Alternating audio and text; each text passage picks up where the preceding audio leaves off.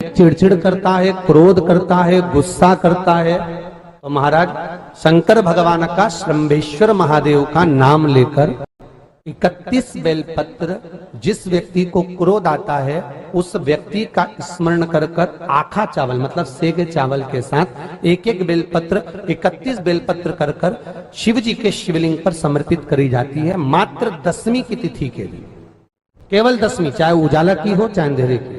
कौन से महादेव का नाम लेना है? श्रंभेश्वर महादेव। 10वीं तिथि को एक बेलपत्री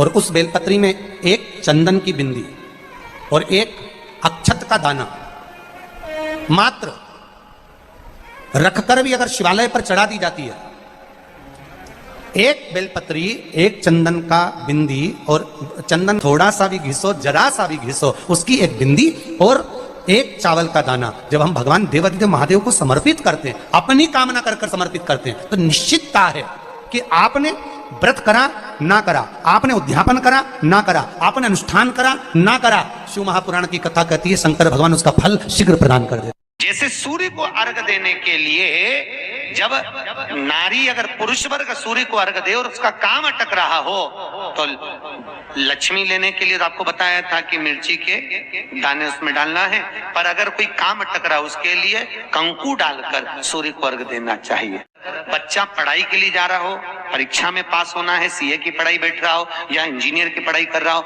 या कोई सेमेस्टर निकालना हो, नहीं निकल रहा, तो 21 दाने पीले चंदन के करके उसको पानी के कलश में डालकर सूर्य को अर्घ दिलाकर बच्चे को परीक्षा देने भेज दो। जिंदगी में फेल नहीं हो सकता, पास होकर ही आएगा, अच्छे नंबर से होकर। एक लोटा पानी भरो, 7 पत्ती नीम की डालना।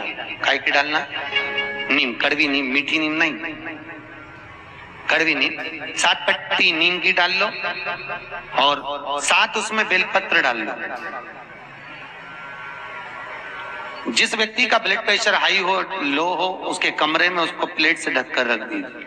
सुबह स्नान कर कर वही व्यक्ति जिसका ब्लड प्रेशर ऊंचा नीचा होता है उसको शिव जी को समर्पित करना।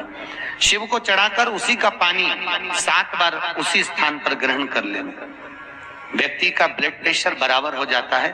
प्रतिदिन नियम से कर रहे हो तो 15 दिन कर लो, उसमें बराबर। फिर कभी जिंदगी में ब्लड प्रेशर की बीमारी चली ही जाती है, कोई दिक्कत नहीं। क्यों पहनते तुलसी? कहा शिव महापुराण कहती है। रोज गंगा नहाने जा सकते हो क्या? अरे बोलो तो।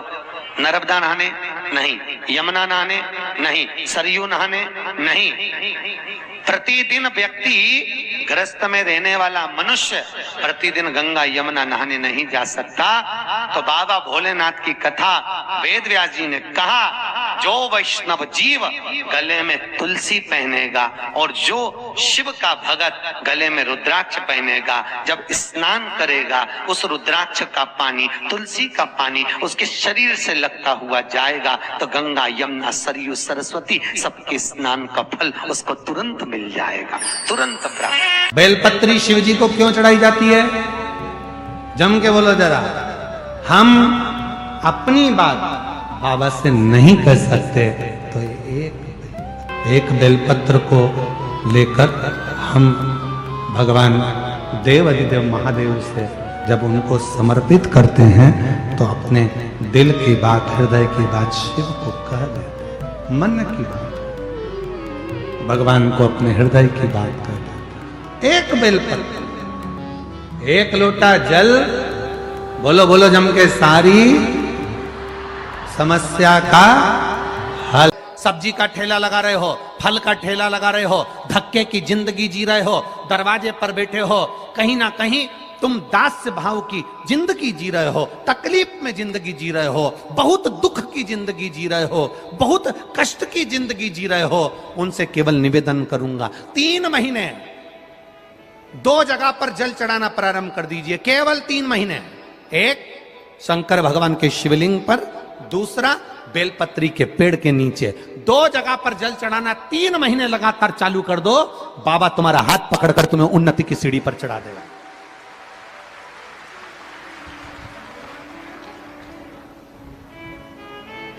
हमें कोई चमत्कार करना नहीं आता और ना हम कोई तंत्र विद्या या मंत्र विद्या जानते हैं। ना हमारे पास में बेल है, ना हमारे पास में भभूति है, हमारे पास में तो केवल शिव का नाम है। आप श्री शिवाय नमस्तुभ्यम बोलो, ओम नमः शिवाय बोलो, नमः शिवाय बोलो, चाहे महामृत्युंजय मंत्र बोलो, उसका स्मरण करते करते भगवान शंकर के शिवलिंग पर जल, और उसी पात्र में जो जल तुमने शंकर जी को चढ़ाया है उसमें से बचा हुआ थोड़ा सा जल बेलपत्री के पेड़ के नीचे चढ़ाना प्रारंभ कर दो। अलग से बेलपत्री के पेड़ के नीचे चढ़ाने के लिए अलग से लोटा भर के जल जरूरत नहीं पड़ेगी। जो तुमने शिव जी को जल चढ़ाया, जो तुमने देवाधिदेव महादेव को जल चढ़ाया, बस उसी पात्र का जल शंकर जी को चढ़ाओ, उसमें से बचा हुआ थोड़ा सा जल बेलपत्री के वृक्ष के नीचे चढ़ाना प्रारंभ करना। कौन सा बेलपत्री का वृक्ष? जिसकी छाया आपके ऊपर आ रही हो। शिव महापुराण बड़ी सुंदर बात कहता है, ध्यान दीजिएगा। जिस बेलपत्री का पौधा तुम्हारे सिर का, और ये दोनों हाथ ऊपर कर लो, अपन खड़े हुए और खड़े होकर दोनों हाथ ऊपर करें, इतना बड़ा बेलपत्री का पौधा है, उस बेलपत्री के पौधे की पत्ती को कभी तोड़कर शंकर जी को नहीं चढ़ाना चाहिए। ध्यान रखना। कितना बड़ा पौधा, आप खड़े हो जाओ और खड़े होने के बाद आपका हाथ ऊंचा कर लेना। इतना बड़ा पौधा है, उस पौधे की पत्ती बेलपत्री को तोड़कर शंकर भगवान को कभी नहीं चढ़ाना। शंकर भगवान को उस बेलपत्री को, उस वृक्ष की पत्ती को तोड़ना चाहिए जो वृक्ष तुम्हारे हाथ से थोड़ा सा ऊंचा हो, जिसके लिए तुम्हें हाथ और ऊंचा करना पड़ रहा हो।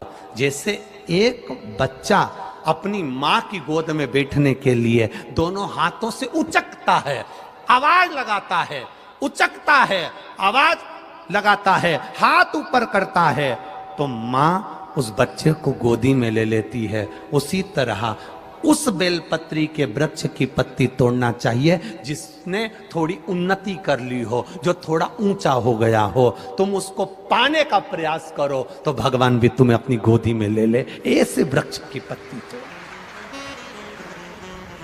अब तुम छोटा सा पौधा, बिल्कुल जरा सा पौधा, उसी की पत्ती तोड़कर महादेव को चढ़ाओगे, ये श्रेष्ठता नहीं है।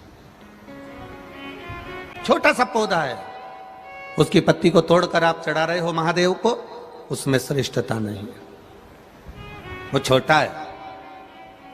जो बड़ा, जिसकी छांव तुम्हारे सिर पर आ जाए, आशीर्वाद जिसका तुम्हारे सिर पर आ जाए, उसके नीचे जाओगे, उसके नीचे आराधना करोगे तो थोड़ा सुख का भान होगा।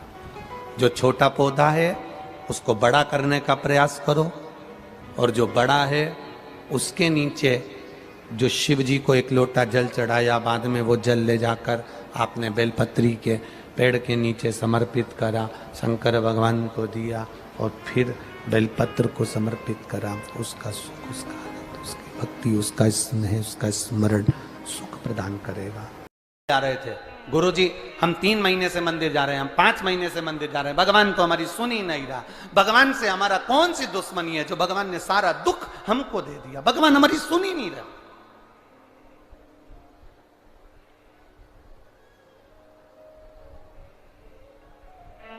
सबकी सुनता है। इतने सारे आपके पास में पत्र आते हैं, गुरुजी भगवान सबकी सुनता है, तो हमारी क्यों नहीं सुन रहा? हम भी तो मंदिर जा रहे हैं, हम भी तो भगवान को जल चढ़ा रहे हैं, हम भी तो भगवान के मंदिर में झाड़ू लगा रहे हैं, हम भी तो भगवान के मंदिर में पोछा लगा रहे हैं, हम भी तो भगवान का श्रृंगार कर रहे हैं, फिर भगवान हमारी सुनता क्यों नहीं है? 2 महीना, 3 महीना, 4 महीना जाते हो और मन में विचार रखते हो कि भगवान ऐसा कर देना कि बस मेरा काम हो जाए। भगवान भी मन में सोचते हैं तो चिंता मत कर, तेरे यहाँ किसी की दुकान हो तो उस दुकान को एक बार देखना। एक दुकान में सेठ जी बैठा रहता है, उसको घर पर 5 लाख रुपए पहुंचाना। समझना जरा बहुत अच्छे से। सेठ जी दुकान पर, ऑफिस में, और उसको 5 लाख रुपए अपने घर पर भेजना है। उसके यहां पर 15 नौकर काम कर रहे हैं। एक नौकर 1 महीने पहले लगा, एक नौकर 3 महीने पहले लगा, एक नौकर 10 महीने पहले लगा, एक नौकर 1 साल से लगा, एक नौकर 5 साल से लगा। अब सेठ जी वो 5 लाख रुपए अपने घर भेजना है तो कौन से नौकर के हाथ में देंगे? बोलो रीजी जी। जो 1 महीने काम पर आया उस पर, जो 2 महीने काम पर आया उस पर, जो 3 महीने काम पर आया उस पर, जो 4 महीने काम पर आया उस पर नहीं।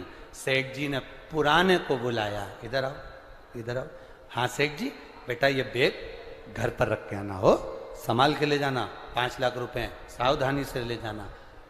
जी आप चिंता मत करो सेठ जी, आप बिल्कुल चिंता मत करो।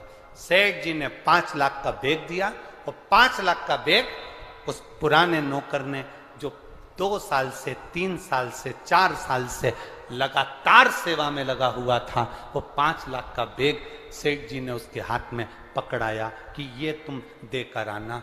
बस उसी तरह वो